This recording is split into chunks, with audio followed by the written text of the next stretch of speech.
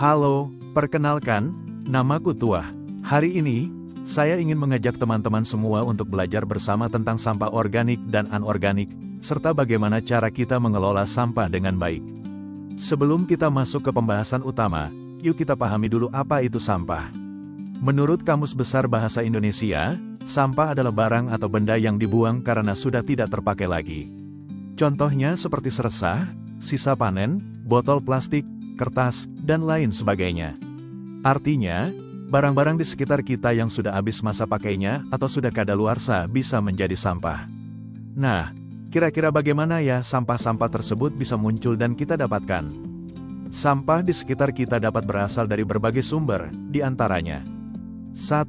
Rumah tangga. Setiap hari kita memasak, makan, dan membersihkan rumah. Tanpa disadari, kegiatan sederhana ini menghasilkan berbagai jenis sampah, seperti kulit sayuran, sisa makanan, kemasan plastik, bungkus makanan, dan botol minuman. 2. Perkantoran, konstruksi, industri, dan pabrik. Aktivitas kerja di berbagai tempat juga menghasilkan sampah. Contohnya adalah kertas, kardus, limbah produksi, puing bangunan, dan lain sebagainya. 3. Proses alam. Sampah dari alam biasanya berasal dari lingkungan yang bersinggungan dengan unsur hayati. Kita sering menjumpai daun gugur, ranting, buah busuk, bahkan hewan yang mati dan terurai secara alami. Jika tidak dikelola dengan baik, sumber-sumber sampah tersebut bisa menjadi masalah besar. Terlebih lagi, tidak semua jenis sampah bisa langsung dibuang begitu saja, banyak yang memerlukan proses pengolahan yang panjang. Untuk memudahkan pengelolaan, mari kita pelajari cara membedakan sampah organik dan anorganik, agar proses pemilahan menjadi lebih efektif. Apa itu sampah organik dan sampah anorganik? Sampah organik adalah jenis limbah yang berasal dari bahan-bahan alami dan dapat terurai secara hayati. Contohnya meliputi sisa panen, seresah daun, dan sisa makanan. Sementara itu, sampah anorganik adalah limbah yang berasal dari bahan non-biologis dan tidak mudah terurai secara alami oleh mikroorganisme di lingkungan. Contohnya antara lain kertas bekas, botol minuman, dan plastik kemasan. Setelah kita memahami jenis-jenis sampah, penting juga untuk mengetahui cara pengelolaan sampah organik dan anorganik yang tepat, agar dampaknya terhadap lingkungan bisa diminimalkan. Ada rumus sederhana yang bisa kita gunakan untuk mengelola dan memilah sampah, yaitu 3R, reduce, reuse, dan recycle. 1. Reduce, cegah. Upaya ini bertujuan untuk meminimalkan jumlah sampah yang dihasilkan dari barang-barang yang kita gunakan. Caranya adalah dengan memilih peralatan yang tahan lama dan bisa digunakan berulang kali. Contohnya, membawa tumbler atau botol minum sendiri, serta tempat makan pribadi saat bepergian atau membeli makanan. 2.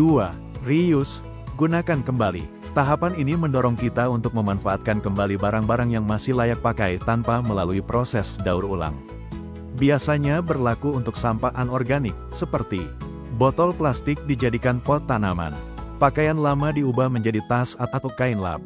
Botol kaca digunakan sebagai wadah bumbu. 3. Recycle, daur ulang. Jika barang-barang sudah rusak atau tidak bisa digunakan lagi, kita bisa mengolahnya kembali melalui proses daur ulang agar menjadi produk baru yang bermanfaat. Dalam tahapan recycle, mendaur ulang, cara pengolahan sampah dapat dibedakan berdasarkan jenisnya. 1. Sampah organik dapat diolah menjadi berbagai produk ramah lingkungan, seperti pupuk kompos, biopori, ekoenzim. Saat ini, BRMP Kepulauan Riau telah memulai inisiatif pengolahan sampah sisa panen menjadi pupuk kompos sebagai bagian dari upaya pengelolaan berkelanjutan.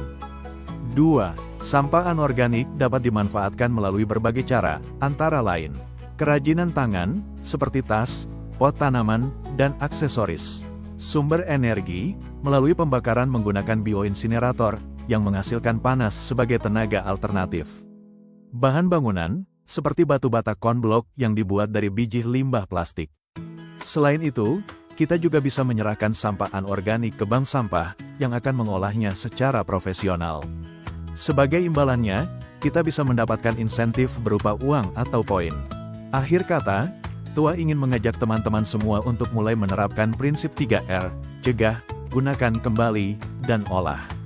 Mari kita mulai dari hal-hal kecil di sekitar kita, di rumah, di kantor, atau bahkan di lingkungan sekolah.